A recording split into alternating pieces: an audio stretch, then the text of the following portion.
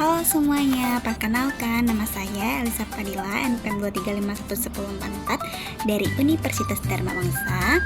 Kali ini saya akan membahas bab 12 yang berjudul Aspek Resiko Sosial, Politik, dan Ekonomi dalam Studi Kelayakan Bisnis. A. Aspek resiko. Aspek resiko adalah bagian dari perencanaan dan analisis bisnis yang mempelajari berbagai kemungkinan, hambatan, ancaman, ketidakpastian, dan masalah yang mungkin terjadi di masa depan, serta dampaknya terhadap kelancaran usaha. Aspek ini juga mencakup strategi untuk mencegah, mengurangi, atau mengatasi resiko tersebut agar bisnis tetap berjalan stabil dan aman.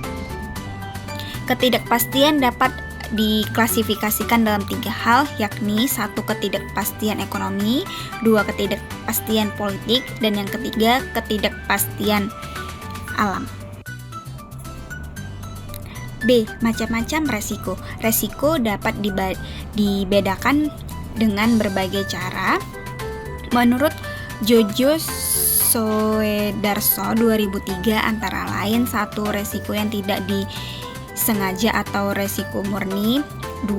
Resiko yang disengaja atau resiko spekulatif, 3. Resiko fundamental, 4. Resiko khusus, dan yang kelima resiko dinamis.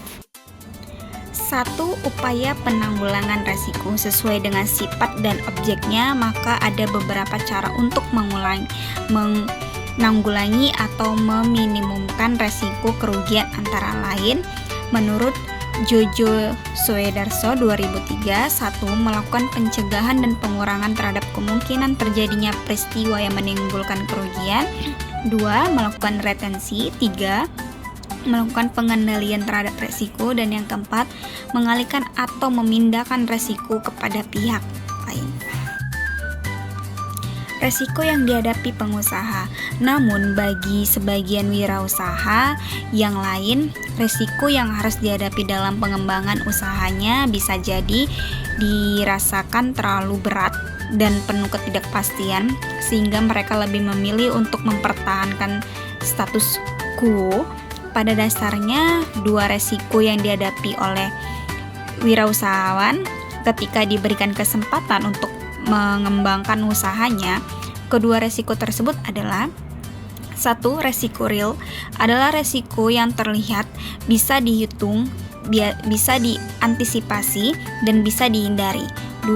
Resiko psikologis adalah resiko yang tidak terlihat, tidak bisa dihitung, bisa diantisipasi tetapi belum tentu bisa dihindarkan. C. Analisis aspek ekonomi nasional. Aspek-aspek penilaian manfaat suatu proyek, manfaat dan biaya proyek dapat ditinjau dari yang pertama itu sisi rencana pengembangan nasional, yang kedua sisi distribusi nilai tambah, yang ketiga sisi tenaga kerja, dan yang keempat ada sisi keuntungan ekonomi nasional, dan yang kelima ada sisi pengaruh sosial, dan yang keenam itu ada sisi manfaat atau biaya sosial.